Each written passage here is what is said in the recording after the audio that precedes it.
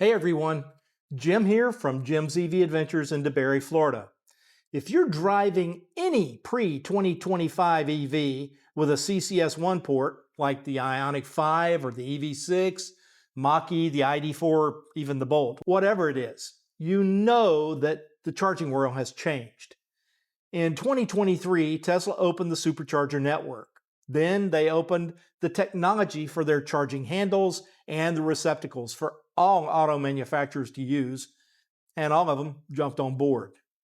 The new SAE standard for North American charging system is called J3400, and it is now the official North American standard. All new charging sites being installed by the big CPOs now include these J3400 handles. And here's the thing. Over time, all DC fast charge stations are going to become J3400 only. This means your CCS1 car will basically be locked out until you have the right adapter. Also, with sites like Walmart and Iona basically installing up to half their new chargers with the J3400 handles, if you pull up and all the CCS1 handles are full, what are you going to do? Sit and wait? You could charge if you had an adapter. Today I'm breaking down exactly how these NACS to CCS1 adapters work, the real safety features that matter, why using one does not void your car's warranty under the Magnuson-Moss Warranty Act, and why charger damage caused by one of these is the manufacturer's problem, not yours. But you better choose the right manufacturer and not the cheapest choice you find in the Amazon clutter that plagues the EV market. I'm going to show you the three that I actually own and use: the EVbase, the A2Z, and Hyundai's official adapter. Now, let's cut through the clutter and strip away the static.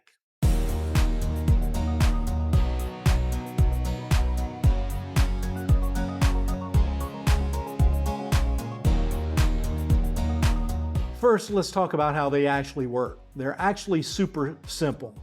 Your car has the bigger CCS1 inlet like you're seeing on the screen now. The charger handle has the compact NACS handle, which looks something like that. The adapter is just a high-quality bridge.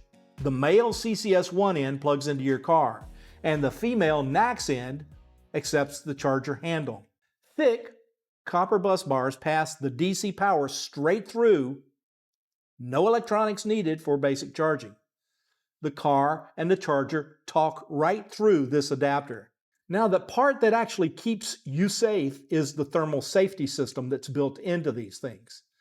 A good adapter isn't just a hunk of metal. It has precision pins, solid locks, and most importantly, temperature sensors that monitor heat in real time.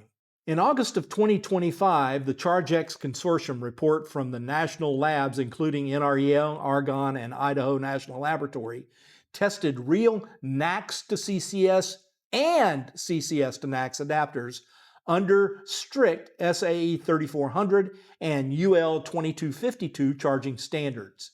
And here is what they found. The two NACS to CCS adapters properly signaled the J3400 thermal warning state. The CCS to NACS adapters did not. So here's the warning. If you're driving a Tesla and you're using the CCS to NACS adapter, be careful because some of them are problematic. None of the 5 they tested fully complied with the J3400 thermal shutdown state. Once the adapter gets too hot, it must send a DC thermal shutdown voltage, and the charger must immediately stop all current flow. This must happen before the power pins, these 2 big pins at the bottom of the adapter, hit 100 degrees Celsius. One of the CCS to NACS adapters never triggered any warning or shutdown, even when it got dangerously hot. None of the adapters were fully compliant with UL 2252 temperature limits. UL 2252 is the official Underwriters Laboratory safety standard for EV charging adapters. It sets 2 strict temperature limits when the adapter is carrying the rated limits on it. In this case, this one's rated for 1,000 volts and 500 amps. The two limits are this. The first one is the internal pin contact temperature must stay below 90 degrees Celsius. The second of these two is the external temperature, that is the touch temperature, must stay below 60 degrees Celsius. When you hear horror stories of melted pins and angry charger operators, it's because of these cheap, no-name adapters that are flooding Amazon and Walmart and all the other online sites. None of them will pass the exact safety standards that the reputable ones are designed to pass. Now, here is a list on screen of the currently UL 2252 certified adapters. Interestingly, no car company has provided an adapter that is UL 2252 rated. Not Ford, not GM, not Hyundai, not any car company. That's kind of interesting, don't you think? Now, reputable adapters like the ones I use are built with proper thermistors that derate charging at 55 degrees Celsius and shut it down at 85 degrees Celsius before things get catastrophic. Those two temperatures are important and both exceed the UL 2252 requirements. They just do not have a piece of paper saying they have passed the test yet. This is very important because this is the difference between worry-free 350 kilowatt sessions and a $29 paperweight. Now, here is the big legal reality check. There are two big ones here we need to talk about. Warranty-wise, the Magnuson-Moss Warranty Act is a federal law. A manufacturer cannot void your vehicle warranty just because you use a third-party accessory. They can only deny a claim if they prove the specific adapter you used caused the failure. Quality adapters do not void anything. Manufacturers know this, as do the CPOs. But the scare tactics they use in selling you their products, let's just say they're as old as time itself. Now, as far as charger damage goes, if an adapter ever damages a supercharger or any other DC fast charge charger, product liability laws put that on the adapter manufacturer, not you, the user. You did not design or build the faulty part. This is exactly why you skip the flood of cheap junk and buy from reputable makers with real engineering and insurance behind them. All right, enough talk here. Here are the three that I own and trust. And when I'm on the road, the first one that I use with the bolt is this one, the EVbase. It's a solid housing. It has a nice weight, and I'm going to weigh these and put them on a scale for you, and they'll be showing up on the screen. It has excellent pin quality, and this thing I have run on multiple charging sessions. No problem. The latch feels premium. It's been rock solid. On their website, they say this: the product is designed and manufactured in compliance with all American UL laboratory standards, UL 2252 2025. The next one is the A2Z Adapter. It is an EV nerd favorite for several reasons. Its super tight pin tolerance is amazing. And there is one button. This disconnects it from the CCS end, and a little harder push disconnects it from the Tesla end. Push the button on top once, you disconnect the CCS end. Push the button a little bit harder, and the little tab in the bottom here allows you to pull it off the NACS adapter. It's heavier, a lot heavier, and I'll show you the weight on that here shortly. Comes in its own carrying case. I like the fact that this A to Z is a single button to disconnect both the CCS and Tesla ends. That's especially important when the cable is extremely stiff. Now, UL 2252 certification is in progress. This thing has passed all tests, and release of the certificates will happen soon. And here's the official Hyundai adapter. It's engineered specifically for Hyundai, Kia, GM platforms. One thing that I want to point out, while this thing is actually rated for up to 1000 volts DC, it is only rated to 350 amps. So if you were to try to use this on something like the GMC or Chevrolet pickup trucks that are capable of 1000 and 500 volts, you could melt this sucker down. So keep that in mind before you let somebody use your adapter.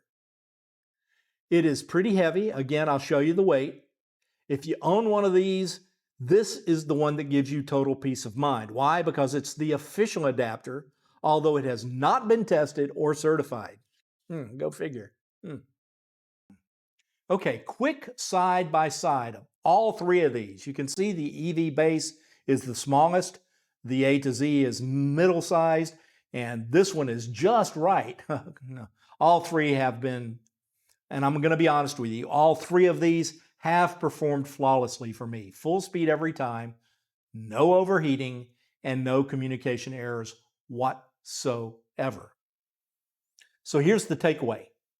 If your EV was built before 2025 and has a CCS1 receptacle, a quality NACS to CCS1 adapter is no longer optional if you need a DC fast charge in public. So what you do is you buy one of these things once from a reputable maker, and you'll have access to worry-free charging on the entire North American Charging Standard J3400 network for all the major CPOs for years. Here's my warning though, skip that $29 no-name special on Amazon or Walmart.